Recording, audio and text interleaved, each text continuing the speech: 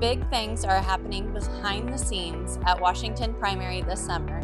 Welcome, I'm Kristen Murphy, the principal of Washington Primary, and this is Kim Wood, our kitchen manager.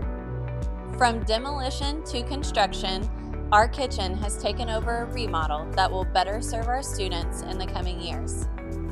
With updated workspaces, new equipment, and a better layout, it will allow our kitchen staff and our other staff to better serve our students each day for lunch, allowing more students to get through the line in a timely manner.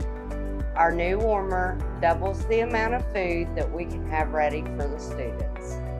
And this is our new steam table, and it's going to allow us to serve more kids in a timely manner. We are excited about our new ovens. It's going to help us to prepare food faster. Our old dishwasher was not working, so we had a new one installed in spring. We can't wait to serve our students in this incredible new space. We are going to have a great school year.